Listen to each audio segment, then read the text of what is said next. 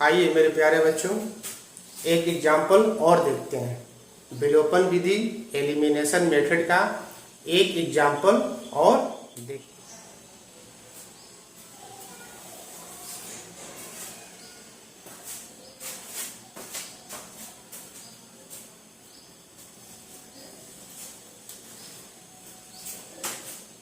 आइए मेरे प्यारे बच्चों, एक एग्जाम्पल और देखते हैं।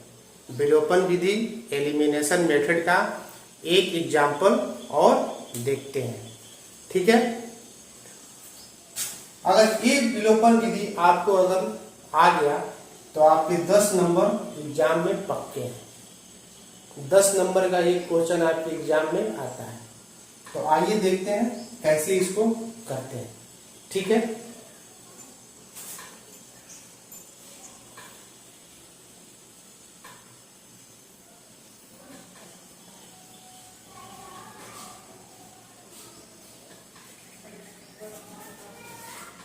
देखिए ये दो इक्वेशन दिया हुआ है, और इन दोनों इक्वेशन में x और y का मान निकालना है। x और y का क्या करना है, x और y का वैल्यू निकालना होता है। किस मेथड से? विलोपन विधि से, एलिमिनेशन मेथड से।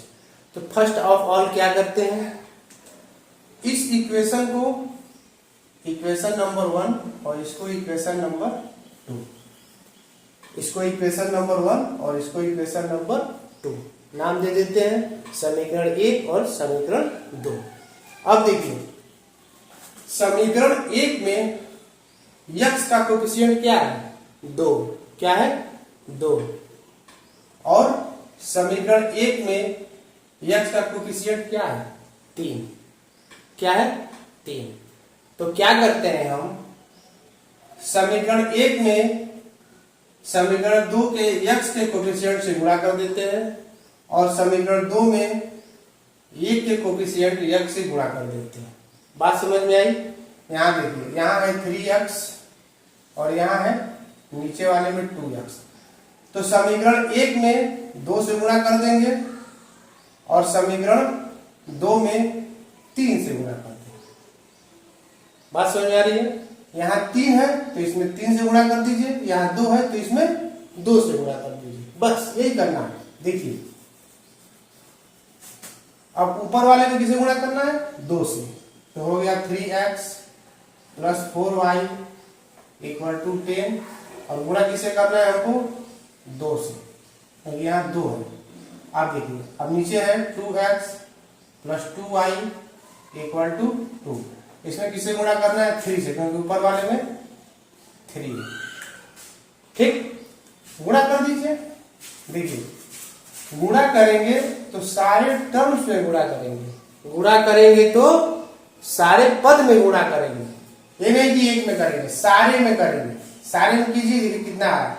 2 तिहाई 6x प्लस 4 दूना 8y इक्वल टू 10 दूना 20। 10 दूना 20। अब इसे कर दीजिए, 3 दूना 6x प्लस 3 दूना 6y और बराबर 3 दूना 6। अभी देखिए एक नया इक्वेशन तैयार हो गया। इसको इक्वेशन 3 बोल दीजिए और इसको इक्वेशन 4 बोल दीजिए। ठीक है, समीकरण 3 और समीकरण 4 हो गया। अब इन दोनों को माइनस कर दीजिए। माइनस से पहले एक लाइन खींचिए और इसमें से समीकरण 3 में समीकरण 4 को घटा दीजिए। हाँ, अब एक चीज है यहाँ समझने वाली बात, कि जब हम घटाते हैं तो सब चिन्ह क्या होता है, नीचे वाले का बदल जाता है। यहाँ प्लस छिपा हुआ है तो माइनस हो जाएगा, यहाँ प्लस है तो माइनस, यहाँ प्लस है तो ये भी माइनस।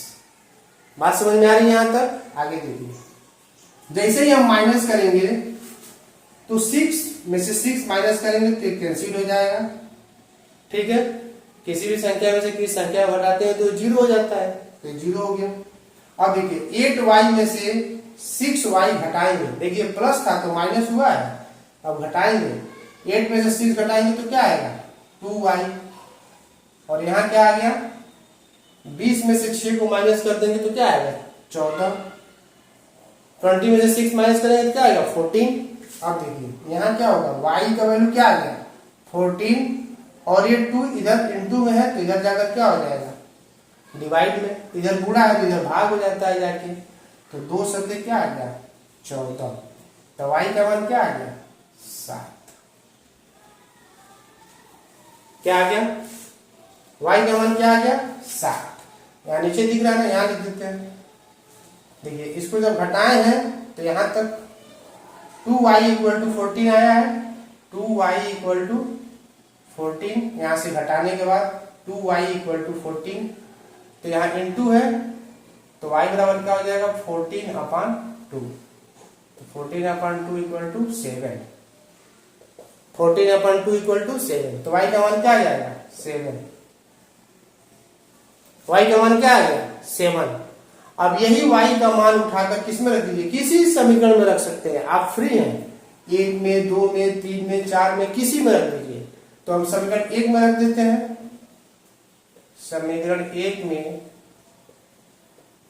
y का मान रखने पर, y का मान रखने पर क्या होगा, इसमें रखिए 3x प्लस 4, y का मान कितना निकाले हैं 7 बराबर 10, यही होगा ना, यही होगा ना, 3x प्लस 4 इंटू वाई का मान 7।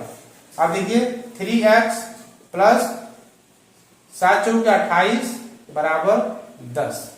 अब यहां से देखिए फिर क्या हो जाएगा 3x बराबर, अब देखिए जैसे ही हम 28 को प्लस के उधर ले जाते हैं, क्या करते हैं इक्वल टू के उधर ले जाते हैं, तो ये प्लस चिन्ह क्या हो जाता है माइनस, क्या हो जाता है माइनस। इतना याद रखिए, प्लस को बराबर के उधर ले जाते हैं तो माइनस, माइनस ले जाते हैं तो प्लस, गुणा को उधर ले जाते हैं तो भाग, भाग को ले जाते हैं तो गुणा, चेंज हो जाता है। अब देखिए तो हो जाएगा 10, इसको इधर ले जाएंगे तो -28, क्या आ जाएगा 3x इक्वल टू 10 माइनस 20, तो हो जाएगा -18, तो x का मान क्या आ जाएगा -18/3। अब जैसे इसको काटेंगे तो x का मान क्या आ जाएगा 6, लेकिन चिन्ह किसका है माइनस का, तो क्या क्या आ गया वैल्यू, x बराबर आ गया -6 और y बराबर क्या आ गया 7। ये हमारा हल, ये हमारा क्या है विलोपन विधि से समीकरण का हल। बहुत इजी है, बहुत इजी। अगर आप अच्छे से 2-4 क्वेश्चन प्रैक्टिस करते हैं तो 100% श्योर है कि आपको समझ में आएगा।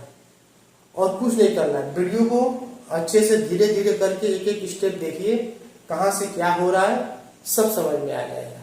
कंसेप्ट क्या है यहाँ पर, कंसेप्ट यही है कि इस 3 से इसमें मल्टीप्लाई कर दीजिए, इस 2 से इसमें मल्टीप्लाई कर दीजिए, और मल्टीप्लाई करिए तो पूरे टर्म में करिए, ठीक है।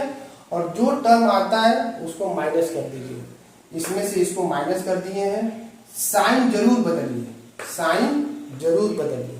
ये प्लस है तो माइनस करिए, ये प्लस है तो ये भी माइनस करिए, ये प्लस है तो ये भी माइनस करिए।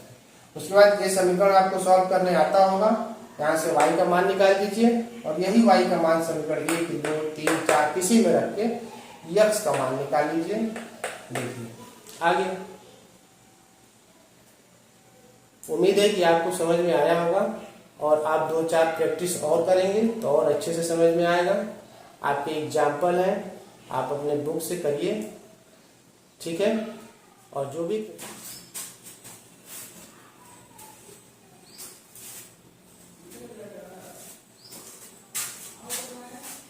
यहाँ देखिए समीकरण 1 में y का मान रखने पर, अब देखिए समीकरण 1 में y का मान रखा गया है। समीकरण 1 में क्या रखा गया y का मान, देखिए 3x प्लस 4 और इंटू 7 क्या है y का मान, 3x plus 4 into 7 equal to 10, 4 into 7 equal to 10, 4 into 7 equal to 10। यहाँ देखिए 4 इंटू 7 इक्वल टू 10, तो 7 रखा गया y का मान, फिर हो गया 3x, 4 7 जा 28 इक्वल टू 10।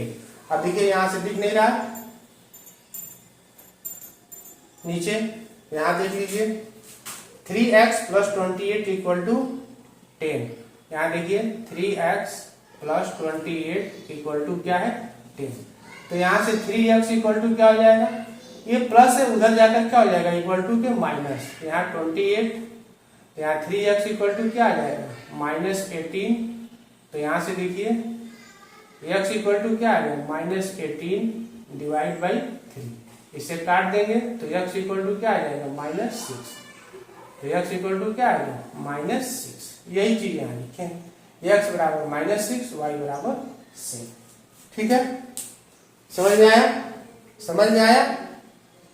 यहाँ से माइनस 18, फिर 3 से क्या कीजिए डिवाइड माइनस 6 और x equal to minus 6, y equal to 7। यही इस समीकरण का क्या है हल है, यही इस समीकरण का क्या हल है, x बराबर माइनस 6, y बराबर 7। अगर आपको चेक करना हो कि हमारा जो वैल्यू x y का सही आया है कि नहीं, तो आप इसमें पुट करके देख सकते हैं। जैसे ही आप x y का वैल्यू इसमें पुट करेंगे आंसर 10 आ जाएगा, इसमें भी x y का वैल्यू पुट करेंगे आंसर 2 आ जाएगा। ठीक है, ठीक है। उम्मीद है कि आपको वीडियो समझ में आ रही होगी, और समझ में आ रही है तो हमारे वीडियो को लाइक करिए, सब्सक्राइब करिए, शेयर करिए और अपने दोस्तों के पास जितना ज़्यादा से ज़्यादा शेयर करिए। ठीक है, और अपने बुक से 3-4 क्वेश्चन प्रैक्टिस करिए, आपको अच्छे से समझ में आएगा और आप इसको अच्छे से अपने एग्जाम में कर पाएंगे। बाय, नमस्ते।